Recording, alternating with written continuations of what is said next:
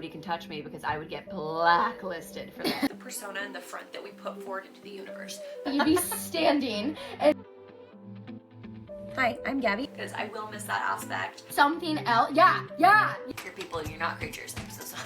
I don't care if you hate me. No. Tissue paper. I dated a lot of Sagittarius men, and that just was not working. Girls love her, boys love her. And those connections and ideas change. 5% of podcasts don't make it past the first year.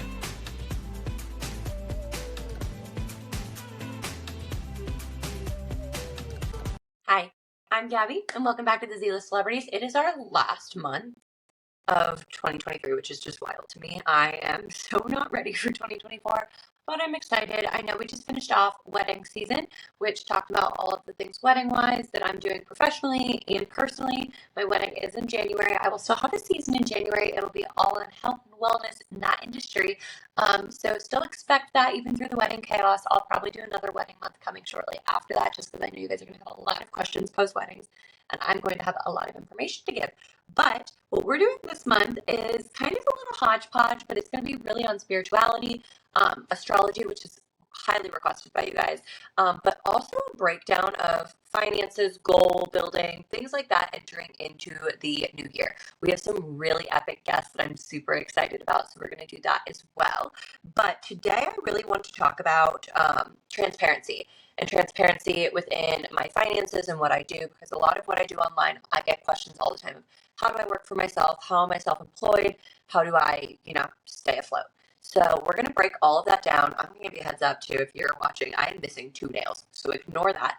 But I hope you are watching, because if you're not, you're going to miss out on a lot of information. Today, we're actually going to go over a lot on my computer that kind of breaks down the different aspects of how I keep track of things as a small business owner and a self-employed person. So we're going to go into all of that.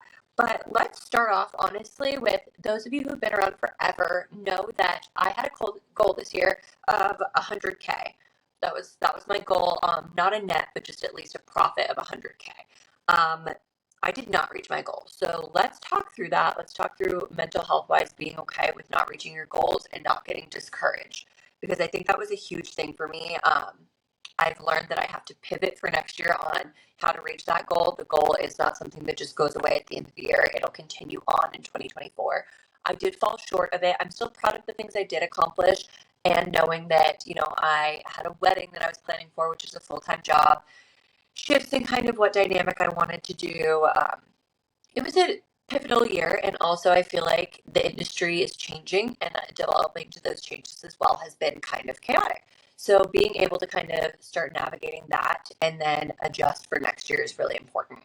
I think it's really important to acknowledge too that it was really easy for me to start getting discouraged. I know I used to post about it in the beginning of the year so often, like, I'm going to reach my 100K goal, I'm going to reach this, I'm going to reach that. And I honestly didn't post a lot of updates through the second half of 2023. And I think it was that embarrassment, that feeling of discouragement.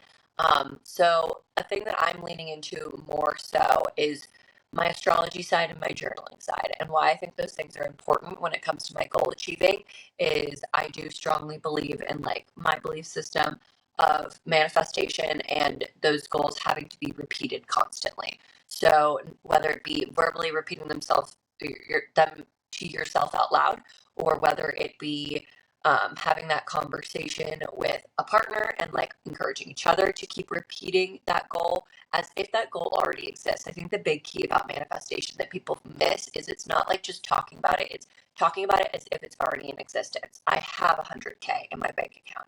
I have our dream house. I have our dream wedding. I have these things. And actually, I think the big key that I could work on, that I will say even Kyle is really good at, my partner, he's really good at visualization. I'll never forget the time he told me that he would wake up in the morning and he would actually sit there and visualize before he woke up, before he opened his eyes.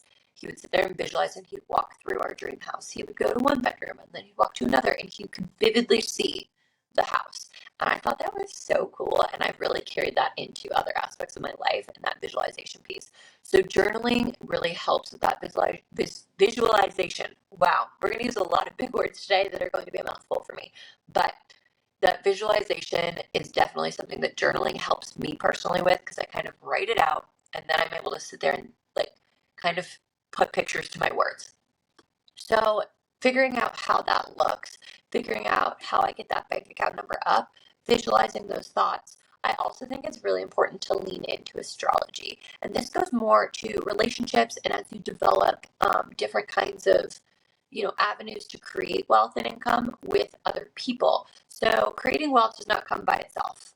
You cannot do it as a solo person as much as you might be a sole proprietor or a self-owned business. There will always be people involved, whether it's a customer, whether it's a business partner, whether it's having to collaborate with other individuals like yourself. You are going to have to be around others. And I feel like astrology plays a huge role in this. I have an incredible book. I wish I brought it over from where I'm sitting, but it's called The Astrology of You and Me. I'm pretty sure I've talked about it before, but it's great in breaking down relationships per person with their different zodiac sign. There's obviously a lot more that goes into it. It's not just your sun sign that's like important to know, but being able to kind of break down those relationships and know how to work better with others will also increase your wealth. So like that is something I learned a lot this year too, is it's not a one-man show and I need to rely on others. So like that's kind of a lesson I'm taking away from this is lean into those connections, lean into those opportunities. There are so many people that have doors to open for you and you have so many doors to open for others. I feel like I spent a lot of this year instead of investing in myself, investing in growing others. Whether that helped me or hurt me, I'm not really sure. But I do feel like I spent a lot of energy and time trying to help others grow. And I do believe my business is in this very weird space where I've grown enough that I need help, but I am not making enough to pay help. So it's like a weird little balance. And I do love my friend Jalen the other day. She said this and it was really sweet and like it put perspective in my mind. And she's like, well, then ask me, ask this person, ask Kyle, ask this for help. And I was like, no, but like I can't justify to my mind ask for help without being able to compensate you. I'm such a big girl on compensation. You probably see it all over my social media. I believe everybody deserves to be fairly paid. And when I can't provide that, it actually creates a lot of stress for me, or I feel like I owe people for favors and things like that. And Jalen really was like harping on the fact that as human beings, we need each other to survive and it's okay to ask for help. So I feel like my lessons are asking for help, learning to lean into relationships, learning to invest in myself more before others. I feel like could have really helped me reach that goal. But I didn't do bad with my goal. I'm not going to disclose actual numbers because I feel like I'm going to break down all of my sheets and how I formulate those things for you. But I'm still working through. I don't have my official December numbers yet to even give you an accurate count. But I would say I hit around like maybe around 60 to 70% of my goal. I didn't do terrible. I didn't do as great as I wanted. I did do better than last year. So that's kind of what counts, but I definitely want to continue that growth. I also figured out really quickly that the things I thought made me a lot of money didn't. So that was kind of like interesting to see. I really thought that that was going to be different, but didn't play out that way. So we're going to kind of break down all of these different things. I've kind of discussed how I'm going to recenter for next year, and I do think astrology and journaling is a big piece of that. That can be whatever you need it to be. I have plenty of friends that are super religious and want to fall into their religion next year. I've had this conversation with a couple of people, especially like my good friend Brie, who's super religious, and she's like, she's entering into her wedding year. She's like, I really want to own and like really fall into my religion this coming year. And I think that's beautiful. So finding what you can fall into that helps create faith and that everything works out for you. I also have expressed to many of my friends lately that I have always grown up with this mentality that like money comes and goes, it'll be okay, we'll never hurt for anything. And although that might seem naive, I really think that that's why things normally work out for me. It's very much so like if you're putting out the energy that you're not worried and that things will work out, those things will work out. I think stressing over money and stressing over those kinds of things, although it's real and it's a real fear and you have bills to pay and it's terrifying, that mentality is what traps you.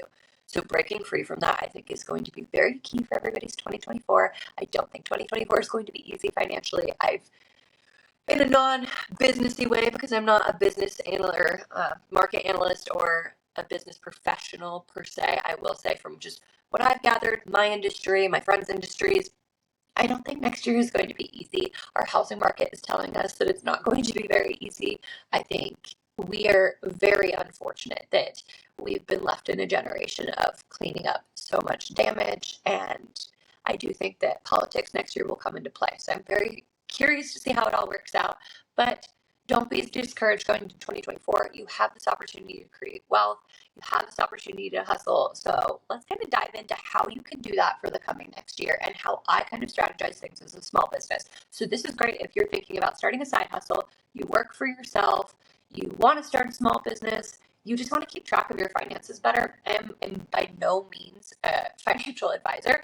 I have plenty of friends that actually work in the finance world, and they might even tell me, Gabby, this is not the best way to be doing this.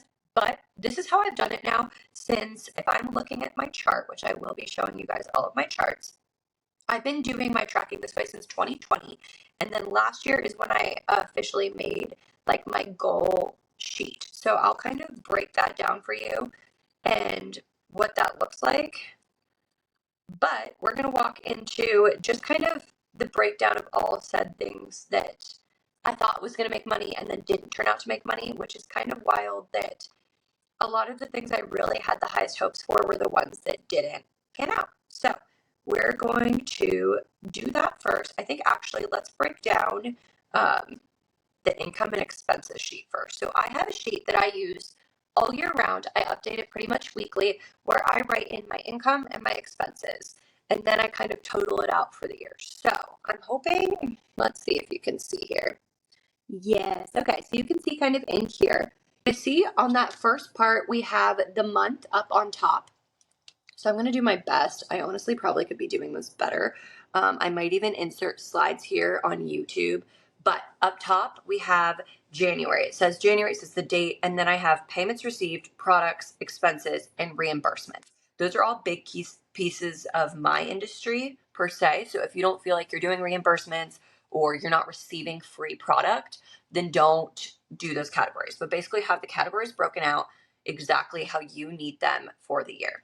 Then I also up top, just to like keep track of things that I pay for monthly that I feel I can expense because of my business, I keep those at the top and then I total them out for the year or I hand them off to my accountant. I will be fully transparent. I do have an accountant that does all of my tax work. He's back in Colorado. He's fantastic.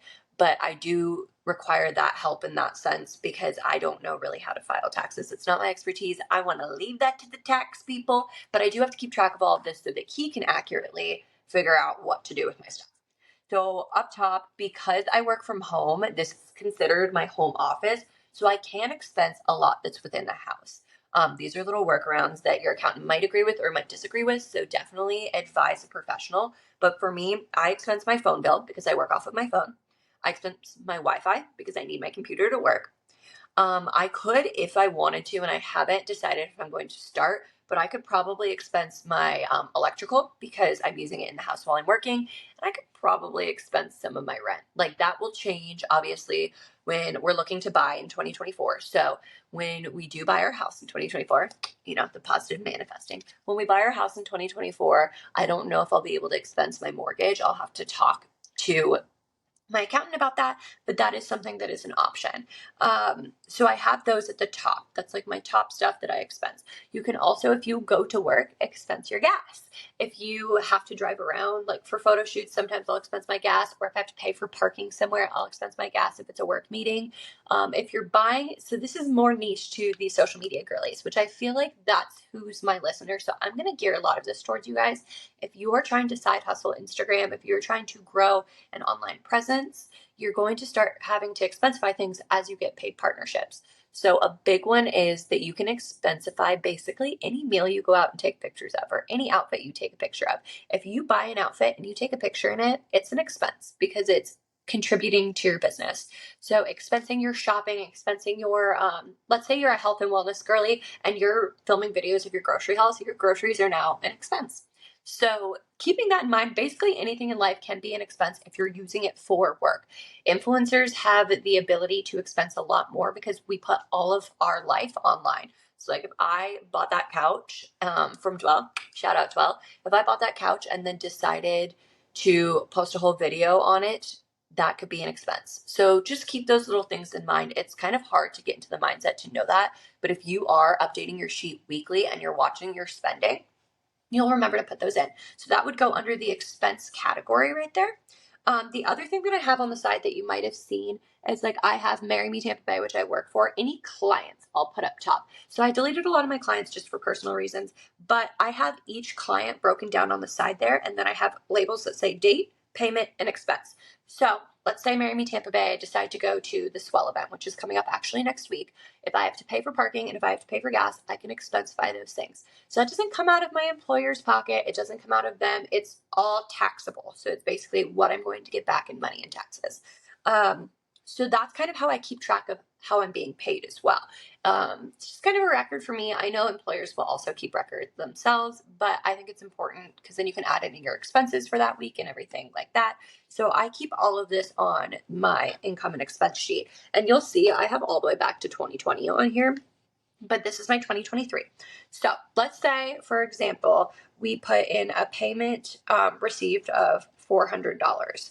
And then let's say with that, let's say it was, I would normally label who it was. So let's say that $400 was for a brand shoot for tequila. Let's just put in a random tequila event. I would put that in there.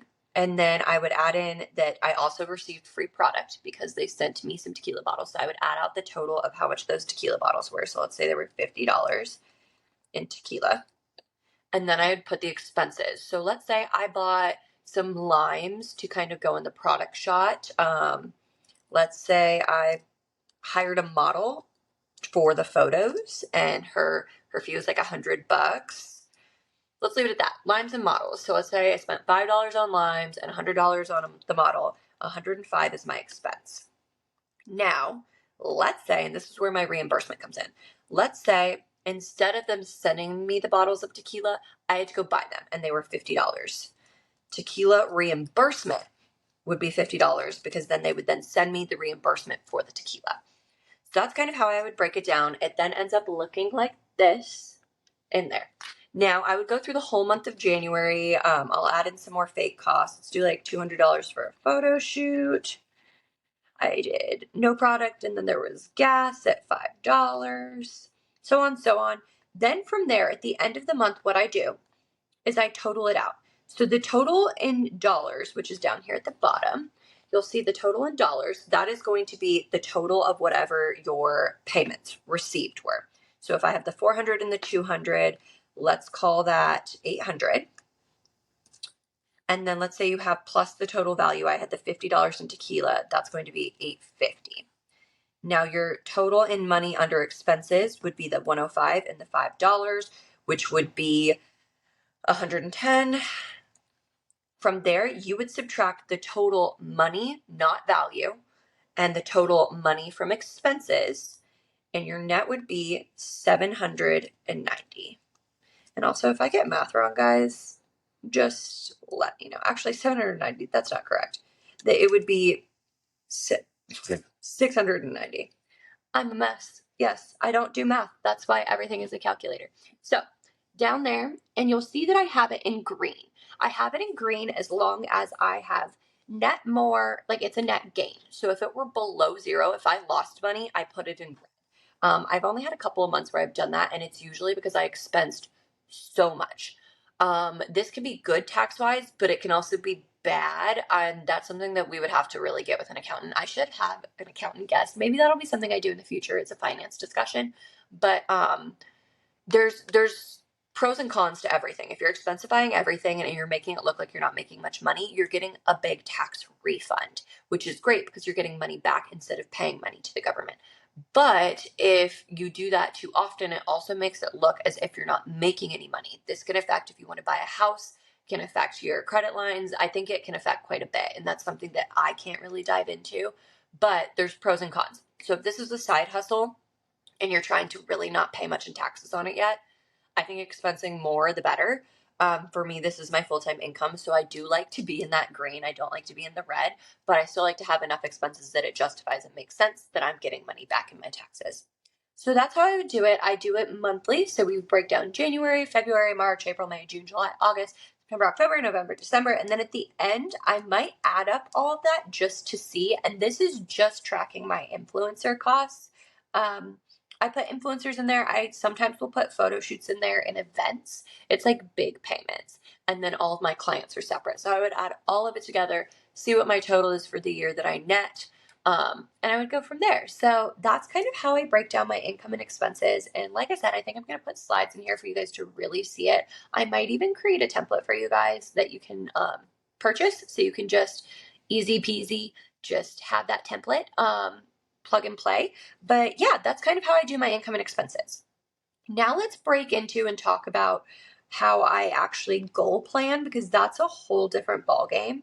But before I do that, I do want to talk about when to bill clients versus not. And this is again for a lot of just more so the influencers. So when it comes to billing clients, if a client does not, and this is for the influencers, the photographers, things like that, if a client or company does not ask you for a W-9, it's probably because they're paying you under, I believe it's $600. It's $400 or $600. So if it's under $600, technically the company might decide not to report it and not consider it taxable. So a lot of what happens when you're a small business owner and you run a business when you're working with a lot of businesses, you create a lot of, or you collect a lot of W-9s. And at the end of the year, I do have to submit those to my accountant. Now, if the cost is under $600, you might not have a W-9 and it's not taxable. And if that company's not reporting it, technically, I leave it on my income sheet and I leave that up to my accountant. But technically, sometimes that means it's not necessarily reportable. So that's how a lot of people in the world, like let's say you babysit and you're 22. If you babysit for the night and you make $200 and it's cash, it's not really reportable. Now, obviously, I am not a tax expert and I am not a lawyer, so please do not take any of this advice seriously. But I believe some things like that can get you into trouble if you're not careful. But some things they just kind of are like, it's water under the bridge. So for a lot of these things, I don't send a W-9 unless I'm asked. I never am like the type that I'm like, hey, can I send you a W-9 or something like that? If I'm asked, I will fill one out. But if not, I won't. And a lot of the times you'll find at the end of the year, everybody starts sending you W-9s at the end, even though if you did a partnership with them back in March. So you might see that happen. That's normal. Consult a professional on whether or not you actually have to pay taxes on certain incomes. But that's kind of been my experience with it. Now let's go into the goal tracking. So this is an interesting one for me. I broke mine down into different categories. So I knew for my year that I wanted to kind of explore the different options that I could for what I had going on. I had photography going on. I had girls' trips that we were kind of starting to really ramp up. I had astrology, which I've been pursuing with it, is really, that is more a jobby than anything else. I feel like that I've kind of experienced, but just like those things are kind of coming into fruition and figuring out how to monetize them has been an interesting kind of way to do things. So I basically made a sheet and I categorized out the sheet and I'm kind of like clearing out as we talk. I should have done this prior, but like I'm clearing out my costs because I do like to keep, especially when I'm showing client stuff, I don't really like to expose people's payments, but I kept payment in here. I kept goal tracking in here. And then I also kept like a planning side to it on how I plan to achieve those goals. So you'll see in here, I've got this set up.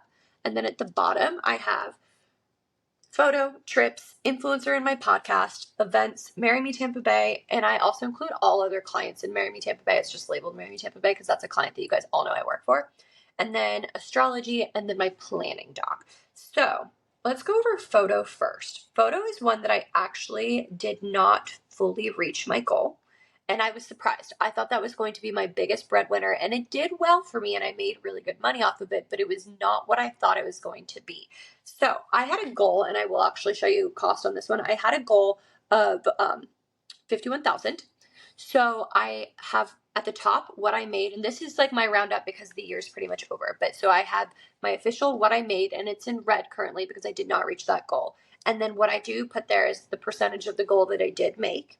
I have the goal itself, and then basically I have subcategories. So although photography is a category in itself, I'm very type A. So like the more categorized things can get, the better, the more organized. So I have batch shoots, boudoir, I have engagement below that. Like I go all the way down to branding, miscellaneous, and everything is categorized out. Then you'll see I have the heading. So I'll have the date that I did it, the client name, payment, and a status of it, if it was paid. So a lot of these highlights you're seeing is green, it was paid in full, yellow, the deposit was paid, things like that. Red is usually, it means that the goal wasn't met, but that's kind of what that looks like for me. So photography, I did not reach my goal. I only got a percentage of my goal. I noted that. I moved on to the next category. Let's take a look. I'm not going to run you through all of the categories, but I can definitely take you through my trips category. This is a goal I achieved. I actually hit over 110% on this goal. So that made is in green. I had not that many trips. So this is something that I was able to achieve this goal and I wasn't able to achieve my photography goal. So moving into next year on that journey to still get 100K, I think I need to lower my photography goal and raise my trip goal. So that's kind of where my mentality and headspace is. And this is a great tracker. If you start next year by 2025, you're going to know so much more about yourself and your business. And I think that's the key here is learning more about yourself and your business. So I feel like transitioning onto that is going to be super exciting. I had a local trip. I was going to do a couples trip and I didn't actually do that and I still reached my goal. I had 2 stateside and then I had 1 international. So if I was able to reach 110% of that goal with only those 1, 2, 3, 4 trips, I have already like 8 trips for next year. So I'm super excited. Like that's going to blow my goal out of the water. So I am pivoting and focusing more towards that aspect of things. I also do really well with my social media clients. So I do want to give that more attention. And that is somewhere where I can grow my business and also hire and pay employees so I can expand my business, but also compensate them fairly. So that's a plan, huge plan for next year. I have fantastic people that I work with consistently, but personally, Mia has been somebody that's been with me since she was 16 and she's going to be 21 this year. Mia's fantastic. She is a lot of you probably recognize her from my social media, but she started out as my intern at Sage when I first created Sage. She's been working for me forever. And when she turned about like 19, 20, I started like actually paying her for things. And now she runs a lot of my client and back stuff. I would love to have another Mia. I love Mia and Mia will never be replaceable. But I do need more help locally. And I've really decided that next year my goal is to hire somebody to help locally. So if that's you and you're listening to this and you're interested in a part-time job that, you know, you can get a lot of experience on, we do a lot of fun things that you get to participate in, but also like kind of that little side hustle pay income to kind of get you through to push you to your next level, reach out to me because I am going to be looking. I am not opening applications for hire yet, but I think that'll be my goal by around March. So I'm super pumped about that as well. But so kind of learning that trips were going to be my more moneymaker was really great. Influencing did well per usual, but I feel like it's definitely decreased in the last couple of years. Everybody's an influencer now, so I just don't see as much value in money making as I used to. But that being said, what I did see an increase of this year that I think is a great tip for those who are not fully, if you don't have a huge following or you don't like know really how to fully kind of do that on social media, UGC. You don't need a huge following for UGC. And for those of you that don't know what UGC is, it's user generated content. So it's when a brand reaches out to me and asks me to create something for their brand that they can use on their social media. I don't have to post it. I'm just creating the content. This is really easy for me as a professional photographer and videographer. I love doing it. So I've really leaned into UGC this year instead of influencing. So I did keep UGC costs under my influencing tab. And I did pretty decently on my influencing tab. I got 75% of that goal. I wish I had gotten more. And these were all goals structured to equal out to 100K. So hitting that 70% of that goal was pretty good. I would like to increase it next year, but I do think that a lot of increasing it will come from UGC and not influencing itself. Also, I started to get sponsors for the podcast, which is really fantastic. So being able to kind of float into that will be really exciting as well. So that's kind of where I was with that. Events, I did hit my goal on that for the most part. I came short. I think it was like maybe $500, which is not bad for what the goal was.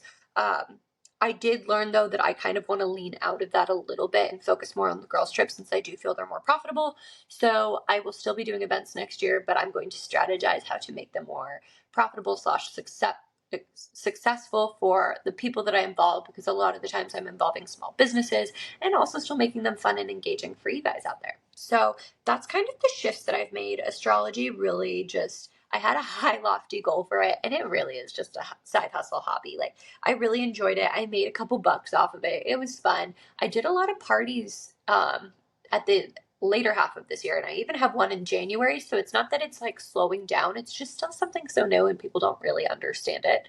But there's so much that goes into it. Between, I think when people ask me like, what is it that I offer, I think I should do a better job of explaining. I read tarot. It's not a psychic ability. It's not something that like requires any psychic ability. I just have been taught by my psychic aunt about reading tarot, and she has taught me everything I know. I am basically portraying what spirit wants to say to you and just reading the cards. It's all your spirit guides or whatever you want to call them, angels, whatever, talking to you. I'm just kind of portraying that aspect to you. So I think a lot of people think that, oh, like, well, are you psychic? No, like, not at all. I'm just reading the cards. So it's almost like if you have questions, I can try and answer them with the cards, but I can't really tell you anything further. So that's kind of what tarot readings are. But I think I've really found my passion is the astrology side, which I can do birth charting. I can do love mapping for you and your partner to figure out how you're compatible, how you're not. And what I recently found, well, not recently, but I found this year that I really am passionate about is astro charting, which is kind of, it breaks down your chart and then a partner's chart if you want. And I can lay over like where your lines intersect, where you could live best together, where you're safe, where you're unsafe, where you're most attractive, where you're going to make your most money. I can do this as a solo chart, or I can chart it with each other. So it's super cool. I did Kyle and I's recently, and it was cool to see where our lines intersected and where our lines really didn't cross. So that's a really cool piece of astrology as well. And then I do a lot of parties. So like bachelorette girls coming into town that want to do like a night in and do readings. Super fun every time. Even just a girls' wine night for local girls is super fun. I've been working a lot on events with Sequoia. I love Sequoia. If you haven't been to one of our events yet, we have a cord cutting ceremony at the end of the year, which you should join. It's going to be incredible. We have some other vendors coming as well. But it's really about releasing everything from 2023 and entering to 2024 with a clean slate. You can pick one thing to center on and cut cord with, like a bad relationship or a job or anything like that. Or you can just cut all of the excess and the bullshit and just move forward. So if you would like to join Sequoia and that'll be a really fun event. But I've been working a lot with Sequoia on kind of those more spiritual aspect events. And I think that that's really been fueling my soul more than anything. Maybe not financially, but definitely making me feel more whole. And I love helping people with that. So that's kind of where that stuff is. That's how I do my money goal sheet. I will repeat this sheet for next year. It'll be my 2024 sheet. I'll just tweak my my payments and adjustments. I still will have it equal out to 100K because that's the goal. But that's kind of where that went. Then I have my planning doc on here. So you'll kind of see, and it's highlighted weird. So you're going to want to do these just how you would do it for yourself. But basically on the planning doc, I have my photography, which is one of my topics. I have, whatever the topic is, and then I have to do and then status. So those were things that I thought that could boost my business. So for batch shoots, I had do a Marry Me Tampa Bay blog. The status, I had written it and sent it to Anna. There was no update on that. So moving on.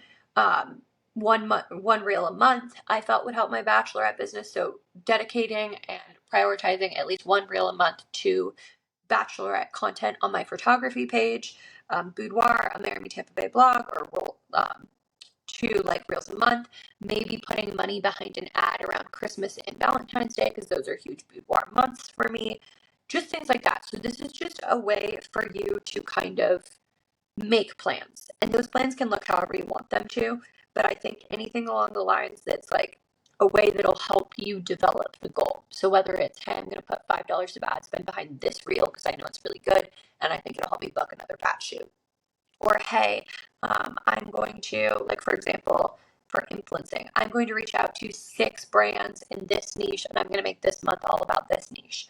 Or for the podcast, okay, I know my theme this month is this. I'm going to reach out to these brands and see if they'd be wanting to advertise on the podcast. Just kind of being proactive. I think that that's the key too, is being proactive. And I definitely could have been more proactive. I feel like I spent the first half of my year wedding planning, and that really got distracting in the way. And then Kyle left for Iraq again before he came back for good. And I feel like that distracts me all the time. I feel a little hazy when he leaves, and I have a dog all to myself to take care of, no help around the house. I feel like it just ate up a lot of my time. Then Kyle came back, and you're excited that they're back. And like I wasn't focusing my energy on that. We also went out to Utah. We did a lot of traveling. And I feel like that sometimes throws me out of my groove and makes me a little less motivated. I spent almost all of October being gone and end of September. So I feel like those were really hard months for me. And it's because of my own fault. I didn't set myself up to be successful in those months. So I feel like those really hurt me in that goal that I was trying to achieve. And I definitely feel like next year being cognizant and aware of any months that might be hiccups, planning and strategizing for that. Like I know March we're taking our honeymoon. I need to plan and strategize what makes sense to get things done in March. Or if I have a big girls trip coming up, like Copenhagen or Bali, like what can I get ready so that when I'm gone, those things don't fall to the wayside. I also think pre-booking more shoots instead of just running so many discounts. I I feel like the photography industry is getting very saturated, so I'm definitely going to put less financial stress on it next year, but it'll always be a piece of me and a part of me because I love doing it. But I also think creating more regular gigs with people like businesses or individuals that like influencers that really need the content regularly is going to be my key right there, because a lot of photographers have risen their prices and obviously seen a decrease in clientele. And that might work for some, but I feel like anytime I raise my prices, I just lose out on a lot of business. So I need to find my happy sweet medium where I'm like, I'm charging enough for my value, but I'm not losing clientele in that aspect as well. So we've got a lot to transition through and with, but I feel like that's kind of my breakdown. I get asked a lot of how I keep track of my income and expenses as a sole proprietor. So there's that. I've talked a lot with my fiance this month about LLCing and what my process is on that. I would love to have Kyle on at some point because he's been through the LLC process and really understands it. He could definitely tell you more about it. He has a company that's LLC. So kind of just like that aspect and that journey of things could be a whole new door that we open next year on the podcast. But this is just kind of the setup that I have currently and how I operate my business. So that's kind of what I have for you. If you guys have any further questions, feel free to DM me. Next week, I'm super excited. We have a great guest that you will be getting to know a little bit. So we're really focusing the rest of this month around astrology and mindset shifting for 2024. I feel like it's going to be great to kind of spend this December really focusing on what's important to us and what we want to carry into 2024 and what we want to leave behind. I know I've made a long list, and that was like a journaling prompt I did the other day where I made a list of all of the things, the people, the places, the experiences I do not want to carry into 2024. And then I burned it. And honestly, I've felt a lot lighter since I haven't thought about those things anymore. I feel a little freer. So that's an activity and a task you can do for yourself as well. It's like a physical task to do, but it's also a mental task. So I'll have somebody on next week for that, which I'm going to keep it a surprise, but get excited about that. Also, I'm going to have on this month, which I'm really pumped about, is somebody that nobody was really expecting. It's going to involve a cross between this more astrology psychic mindset shift, but also involve a little bit of true crimey vibes. And you guys know I'm a true crime girly. So we're going to get involved in that as well. Also, she's just like the most badass, cool person ever. And I'm just so pumped for it. And then my final guest of the year for you guys to get excited about, and the only reason I'm telling you who it is because I want you guys to send in questions you have for him, as it felt right to do the year roundup with Kyle. So Kyle and I are going to kind of highlight our year, hiccups and the downfalls, whether financial or emotional, what it was like coming back from Iraq, but wedding planning, but also looking forward to 2024. I want you guys to ask me any questions you have for Kyle. You can definitely DM them to me or leave them in the comment section below. But let me know. I'll put up another poll as well, an anonymous poll, because I know a lot of you like to ask anonymous questions. I know we've already been asked questions like what we value most in our relationship. Do we want kids? What's the next step after marriage? So many questions which he wants to answer. So send those questions in. When we enter into January, I just feel like I'm going to do a little roundup for you guys January, we'll have Health and Wellness Month. I've already got some great guests for that as well. And it'll take a spin that I'm sure you're not expecting either, but I'm pumped about that. It makes sense for January. I feel like that's when we're all starting our fitness and health and journey, health and fitness goals and health and wellness journey. Wow. I'm fine. I'm tired. But so there's plenty to do with that in January. And then February will be our break month before we return for March. I just have so much more coming. I'm so excited. 2024 topics. I feel like I'm going to be a lot more intentional with the topics. There'll be a lot more guests. And I want to take those guests more seriously and them being very educated in their space and just influential people. So I'm super pumped. Stay tuned. Thank you for listening today. If you're interested in either of these templates, the money goals template or the income and expenses sheet template, please just shoot me a message or comment below and I will definitely get that sent over to you.